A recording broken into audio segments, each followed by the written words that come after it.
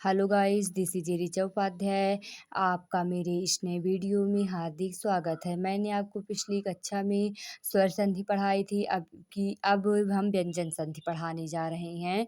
पढ़ाएंगे कि व्यंजन संधि के अंतर्गत कौन कौन से संधि आएंगे, मैं आपको ये भी बताऊंगी। आप नोट्स भी बना सकते हैं। व्यंजन संधि क्या होता है? व्यंजन संधि जिसमें पहले शब्द का अंतिम अक्षर व्यंजन हो और दूसरे शब्द का पहला अक्षर व्यंजन या स्वर हो। चाहे व्यंजन हो चाहे स्वर हो, तो उनके मेल को हम व्यंजन संधि कहते हैं। जैसे हमने जब हम कक्षा 8 में पढ़ते हैं, फिर स्वर और व्यंजन की परिभाषा ऐसे जानते हैं। स्वर किसे कहते हैं? तो जिसको बोलते समय किसी की सहायता नहीं लेनी पड़ती, और व्यंजन किसे कहते हैं? जिसको बोलते समय स्वर की सहायता लेनी पड़ती है। तो व्यंजन संधि वही होता है, मतलब वह शब्द जिसके पहले शब्द के अंत में व्यंजन होता है और दूसरे शब्द के पहले स्वर भी हो सकता है और व्यंजन भी हो सकता है, तो उसे हम व्यंजन संधि कहते हैं। जैसे है जगत, जगत धन ईशा है ना, जगत धन ईशा है। अब जो जगत है, जगत के लास्ट में देखो, पहले शब्द के लास्ट में व्यंजन आ गया, दूसरे शब्द के पहले स्वर आ गया, लेकिन यहाँ व्यंजन भी हो सकता है। तो यही है व्यंजन संधि। इसे हम जगदीशा कहेंगे। पूरा हो जाएगा जगदीशा।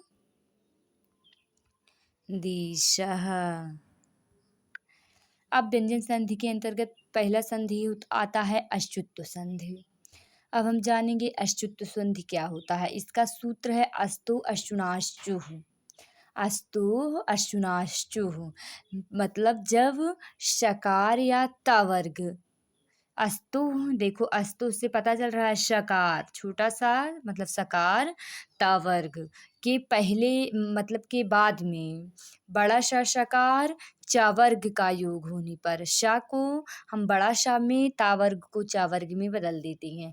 अच्युत संधि वह होता है अगर शकार मतलब छोटा सा वाला शकार, शकार और ता वर्ग के बाद यदि हमें बड़ा सा वाला शकार और चा वर्ग दिखता है, तो उसको हम शकार और सा को शकार से बड़ा सा में और ता वर्ग को चा वर्ग में बदल देती हैं।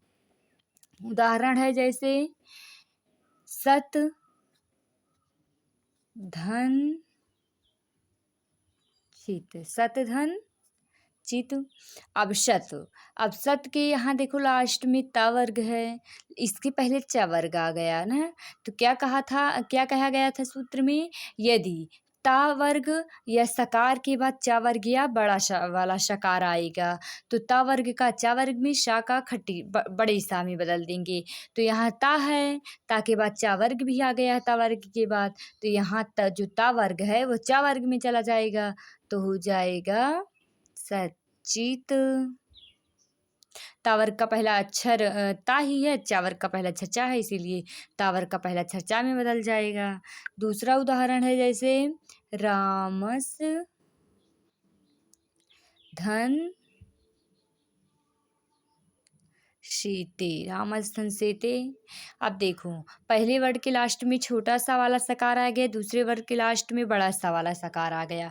तो कहा गया है अगर शकार के बाद बड़ा सा वाला सकार आता है, तो छोटा सकार जो होता है वो भी बड़े सकार में बदल जाएगा।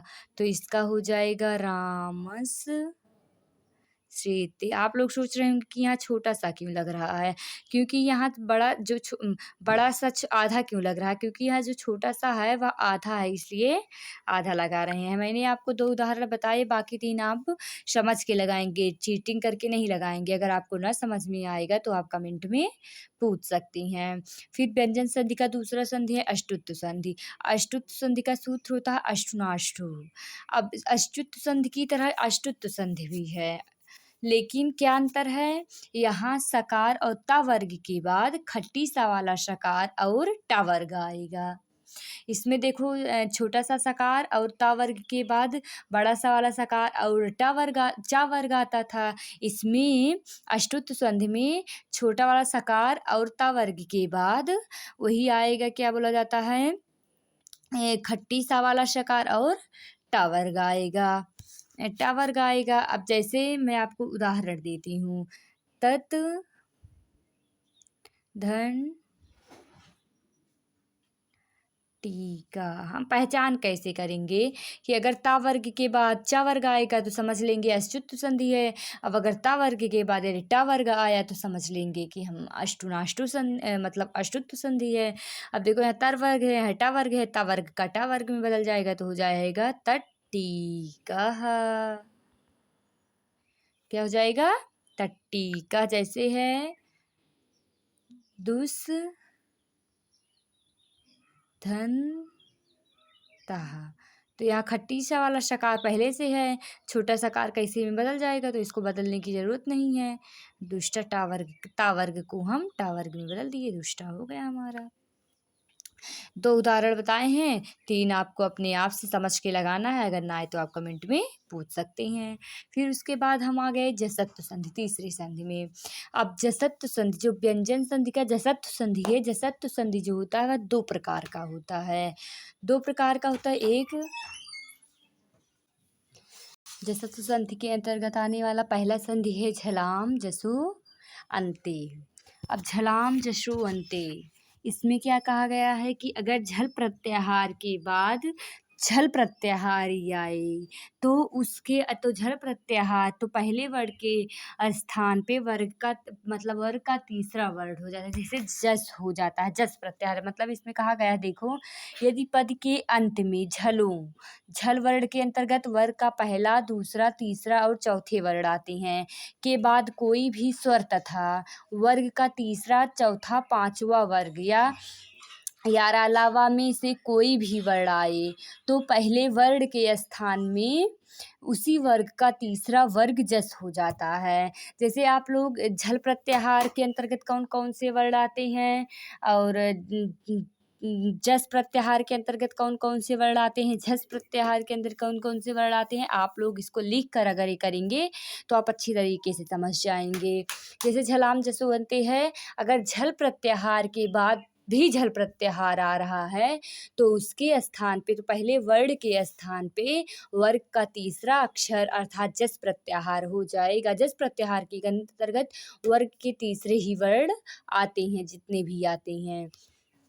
अब जैसे परिभाषा तो आप समझ ही गए कि झल प्रत्याहार के बाद यदि झल ही प्रत्याहार आए, जैसे वर्ग के तीसरे, चौथे, पहले, दूसरे, तीसरे, चौथे वर्ग के बाद पहला, दूसरा, तीसरा, चौथा वर्ण ही आए या स्वर भी आ सकता है या अलावा भी आ सकता है तो वह पहले वर्ग जो है पहले वर्ण के स्थान पे वर्ग का तीसरा वर्ण हो जाएगा। उदाहरण जैसे वाक धन ईसा, वाक धन ईसा है। अब ये देखो ये क्या है, झल प्रत्याहार है ना, वर्ग का पहला अक्षर है और ये भी झल प्रत्याहार है, वर्ग का तीसरा अक्षर है तो ये भी झल। अब देखो यहाँ झल प्रत्याहार के बाद यदि झल ही प्रत्याहार आए, अगर झल प्रत्याहार के अंतर्गत आने वाले वर्ड को आप लिख लेंगे तो आप ये अच्छे तरीके से कर ले जाएंगे। तो मैंने कहा था पहले वर्ग के स्थान पे वर्ग का तीसरा अक्षर हो जाता है तो यहाँ हो जाएगा वागीसह। क ख ग का वर्ग का तीसरा गा हो जाएगा वागीसा। एक उदाहरण है जैसे अच धन अंतः। अब यहाँ देखो यहाँ भी झल प्रत्याहार है, यहाँ भी झल प्रत्याहार है। यहाँ भी वर्ग का पहला अक्षर है, यहाँ भी वर्ग का पहला अक्षर है तो अब पहले वर्ण में के वर्ग का तीसरा वर्ण हो जाएगा, अब चा का तीसरा हो जाएगा अजंतः, चा छ ज झ चा छ ज, तीसरा अजंता हो गया। अब बाकी 3 उदाहरण आप अपने आप से लगाएंगे, अगर नहीं आएगा तो आप कमेंट में पूछ सकती हैं। फिर जसत्व संधि का दूसरा संधि है झलाम जस झसी। इसमें जो है देखो पहले की तरह दूसरा भी है, बस थोड़ी सी चेंजिंग है। पहले वाले में था अगर झल प्रत्याहार के बाद झल ही प्रत्याहार आता था, बस इसमें यही है कि अगर झल प्रत्याहार के बाद झस प्रत्याहार आएगा तो पहले वर्ड का वर्ग का तीसरा वर्ण हो जाएगा। जैसे यदि पदांत झलों में वर्ग का प्रथम, द्वितीय, तृतीय, चतुर्थ वर्ण के बाद कोई झस वर्ग का तीसरा, चौथा वर्ण आए तो अपने वर्ग का तीसरा वर्ग हो जाता है, मतलब झस प्रत्याहार हो जाएगा। अगर झल प्रत्याहार के बाद झल ही प्रत्याहार आता है तो वह अपने वर्ग का तीसरा वर्ण हो जाता है। जैसे उदाहरण है इसमें क्रुद्ध, धन, धा ना। अब क्रुद्ध धन धा है इसमें। अब देखो यहाँ झल प्रत्याहार है, यहाँ भी यहाँ झस प्रत्याहार है। झल प्रत्याहार मैंने कहा आपको कि झल प्रत्याहार में कितने वर्ण आते हैं लिख लीजिएगा, झस प्रत्याहार में कितने वर्ण आते हैं लिख लीजिएगा। आप अगर इसको लिख लेंगे कि किस प्रत्याहार के अंदर कौन वर्ण आते हैं तो आपको यह संधि पढ़ने में बहुत आसानी हो जाएगी। अब देखो ये झल प्रत्याहार है, ये भी झस प्रत्याहार है। अब झस, अब पहले वर्ण के स्थान पे वर्ग का तीसरा ही हो जाएगा, तो यहाँ ता के अंतर्गत आता है, ता था दा धा, ता वर्ग के अंतर्गत धा आता है, तो यहाँ ता वर्ग का तीसरा हो जाएगा क्रुद्ध धा, क्रुद्धा, ऐसे हो जाएगा। जैसे इसमें आप लोग जैसे कि इसमें झल प्रत्याहार के बाद झस प्रत्याहार आना चाहिए। अगर आप प्रत्याहार लिख लीजिएगा जरूर, नहीं तो आपको ये समझने में कठिनाई होगी, थोड़ी सी कठिन पड़ती है, जैसे भूल जाती हैं। अब जैसे दूसरा उदाहरण है शुद्ध धन धा। अब देखो यहाँ झल प्रत्याहार है, यहाँ भी झस प्रत्याहार है, तो जब झल प्रत्याहार के बाद झस प्रत्याहार होता है तो पहले वर्ग का तीसरा हो जाता है, तो यहाँ भी शुद्ध धा हो जाएगा। धा के स्थान पे वर्ग का तीसरा दा हो गया। अब आपको मैंने 2 उदाहरण बताया है, 3 अपने आप से लगाइएगा, समझ बूझ कर पढ़ के अच्छे से आप मेरे इस वीडियो से नोट्स भी बना सकते हैं। अगर आप इसे ध्यान से पढ़ेंगे तो ये आपको बहुत आसानी से समझ में आ जाएगा। अब व्यंजन संधि के अंतर्गत चौथा संधि चतुर संधि है। चतुर संधि का सूत्र होता है खरीचा। इसमें क्या है, झल प्रत्याहार है। इसमें भी देखो यदि झल प्रत्याहार के बाद वर्ग का पहला व दूसरा वर्ण या सा तीनों सा आते हैं तो उनके स्थान पे वर्ग का पहला अक्षर हो जाता है। देखो जब हमने झलाम जसोवंते और झलाम झस में क्या पढ़ा था कि अगर झल प्रत्याहार के बाद झल प्रत्याहार या झस प्रत्याहार आते हैं तो वह अपने वर्ग का तीसरा हो जाता है, तीसरा वर्ग। इसी में हुई है कि अगर झल प्रत्याहार के बाद वर्ग का पहला दूसरा वर्ण आता है और सा आता है तो वह अपने वर्ग का पहला अक्षर हो जाएगा। इसमें वर्ग का पहला अक्षर हो जाएगा। जैसे है सद धन कारा है। अब देखो झल प्रत्याहार के बाद वर्ग का पहला अक्षर आ गया है। कहा गया है कि अगर झल प्रत्याहार के बाद वर्ग का पहला या दूसरा अक्षर आता है या सा आता है तो वह पहला वर्ण जो होगा वह अपने वर्ग का पहला अक्षर हो जाएगा। तो यह क्या हो जाएगा, सत धनकारः सत्कारः। एक उदाहरण और है, जैसे सद धन शिवः। अब यहाँ झल प्रत्याहार है, यहाँ वर्ग का सा है तो यह वर्ग का पहला अक्षर हो जाएगा, तो त छी। अब सा है तच्छिवः। जैसे एक उदाहरण इस है एतद धन करोति। अब यहाँ झल प्रत्याहार है, यहाँ वर्ग का पहला अक्षर है तो यहाँ पहला वर्ग का पहला अक्षर हो जाएगा ए तत् करोति, ऐसा हो जाएगा। अब अनुस्वार संधि पढ़ेंगे क्या। अनुस्वार संधि क्या है, इसका सूत्र है मो अनुस्वारः। अब देखो पद के अंत में माँ हो मतलब पहले पद के अंत में माँ के बाद कोई व्यंजन आया हो तो माँ के स्थान पर अनुस्वार हो जाता है। जैसे इसमें क्या कहा रहा है कि जो पहला पद होगा, पहले पद के अंत में अगर माँ आया होगा और दूसरे पद के पहले शब्द में यदि व्यंजन आएगा तो उसे हम तो माँ के स्थान पे हम अनुस्वार कर देंगे। ठीक? समझ में आया कि अगर पहले पद के अंत में माँ आया होगा, दूसरे पद के पहले अक्षर में पहला अक्षर व्यंजन होगा, तो जो वह माँ आया होगा पहले शब्द के अंत में वह अनुस्वार में बदल जाएगा। जैसे है हरीम धन वंदे, हरीम धन वंदे। देखो पहले शब्द के अंत में माँ आया है, दूसरे शब्द के पहले व्यंजन आया है, तो यह इस माँ को हम हटाकर अनुस्वार कर देंगे तो हो जाएगा हरीम वंदे। जैसे एक उदाहरण और समझेंगे, जैसे है त्वम धन करोषि, त्वम धन करोषि है। अब देखो पहले वर्ड के लास्ट में माँ आया है, दूसरे वर्ड के लास्ट में व्यंजन आया है, तो माँ को हटा देंगे, अनुस्वार में बदल देंगे, त्वम करोषि हो जाएगा। अब छठा संधि है तोरली संधि। तोरली संधि क्या कहता है कि यदि ता वर्ग के किसी वर्ण से ला हो, तो मतलब यदि पहले अक्षर के अंत में ता वर्ग हो और दूसरे अक्षर का पहला शब्द ला हो, तो जो ता वर्ग है वह ला में बदल जाएगा। तोरली संधि क्या कह रहा है कि अगर पहले शब्द के अंत में ता वर्ग हो तो और दूसरे शब्द का पहला अक्षर ला हो, तो जो पहले अक्षर के अंत में ता वर्ग होगा वह ला में बदल जाएगा। जैसे उद धन लिखितम है, जैसे उद धन लिखितम है, उद धन लिखितम है।